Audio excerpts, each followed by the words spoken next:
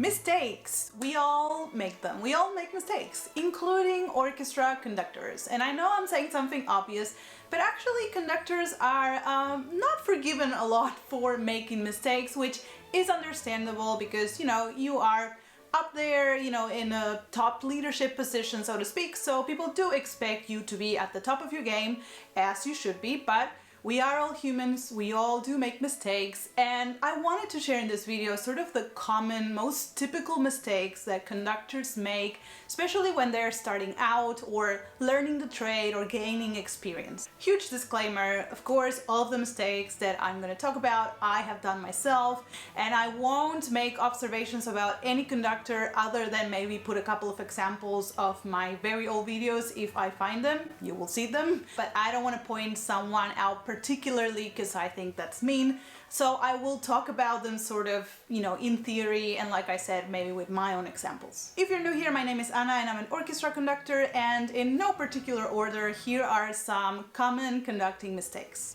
Number one, getting slower, especially when you're trying to get quicker. So when you are feeling like the orchestra is dragging, is getting slower and slower, perhaps because there's a lot of difficulty, whatever the reason may be. When you feel like the orchestra is getting slower and you want to get them, to play quicker essentially, or when you have to play quicker because an accelerando is coming, the tempo has to start getting quicker and quicker. Your instinct is to put a lot of energy to it, so you feel the orchestra is slow and so you go like, okay, come on guys, come on, let's get quicker. So your movements start getting bigger and bigger, which starts having the opposite effect to what you want. You want to get quicker, therefore you put a lot of energy and you try to, encourage people to get quicker and quicker, but that equals bigger movements, which tend to equal either you getting slower or at the very least not getting quicker. What you actually have to do is fight your every instinct to do that and stay very small and contained. So it is much easier to go quicker if you are working on a smaller scale of movement. So if you have a beat like 1, 2, 1, 2, and you want to get quicker, you just go smaller. 1, 2, 1, 2, 1, 2, 1, 2, 1, 2, 1, 2. See how quickly I can start getting faster. If I wanted to do that with humongous gestures, it is physically impossible. Well, not physically, I'm not a physicist, but I'm pretty sure it's physically impossible because your gestures are so big. They're, spanning so much space that for you to be big and quick, you would have to it doesn't work, is what I'm trying to say. But it is your first impulse because you're trying to move a humongous mass of people.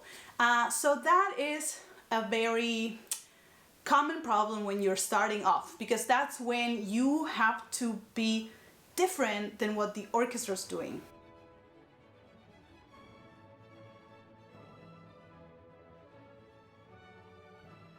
And sometimes staying out of the way is your job as conductor in that specific point in time. Sometimes perhaps you have something rhythmically very challenging, like the rite of spring, especially when they have different rhythms. Perhaps a group has triplets and the other one doesn't. And sometimes if you try and show a lot, it helps one group, but it, deters to another group. So sometimes your job is to just be very, very laid back and clean at that moment and let everyone sort out their different rhythms and essentially stay out of the way. Another very typical mistake, I don't know if I would call it a mistake, but let's say habit when you're starting out, is looking too much at the score. I have definitely been very guilty of this. Personally, as a tick, as a habit, I started noticing that even though I knew the music by heart, by memory, I was still looking down at the score. Looking at the score when you don't need it, it's just a waste of energy. You could be connecting to the people, you could be transferring a lot of things through your face and your eyes. So you definitely don't need to know something by memory. Some things are impossible to know by memory, and if you're a traveling conductor, sometimes it's just not feasible.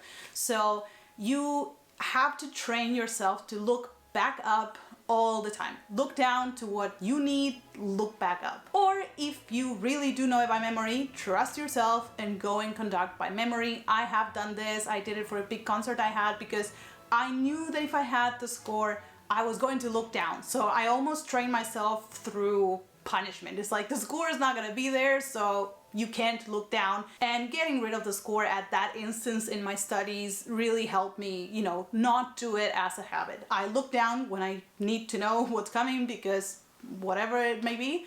And, when I don't need it, I'm in contact with the musicians. Another very typical mistake sort of related to that one is looking dead face. And I have definitely done that when I was starting out. And it was just my concentration phase. I was concentrating a lot.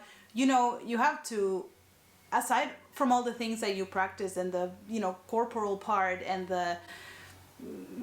you are listening is what I'm trying to say. You are taking in what's happening and giving, notes with your body to these things that you're reacting to. And sometimes when you're beginning, it's just a lot and you can look dead face, by which I mean something exciting is happening, something sad's happening, etc. It does not mean that you have to make faces under no circumstance. I'm saying that it's mostly like you express however way you express emotions or energy without that being completely absorbed by you concentrating. I will play you here an example of me looking dead face at the beginning of my conducting studies and an example of me looking very excited about an exciting piece of music later on. Another very common, let's call it mistake/habit at the very beginning, it's what's called mirroring or parallel conducting, which is, and I've mentioned this in a video I think about the conducting 101, when you do the same thing with both hands. Now, this can be, like looking at the score, this can be a deliberate choice. The problem is when it becomes a habit, when you just do it because you can't dissociate both hands because it's just like an automatic thing.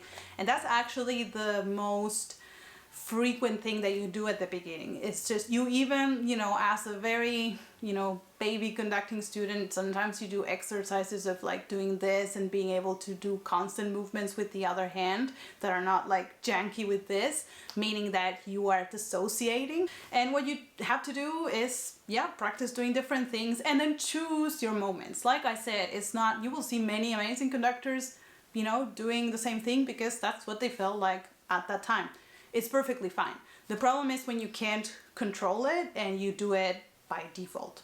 And the last thing I want to reference is something that I have been guilty of in many occasions, which is talking too much, essentially during rehearsals. It is such a fine line between stopping to correct something and explaining the whole theory of the Mahler usage of ornaments.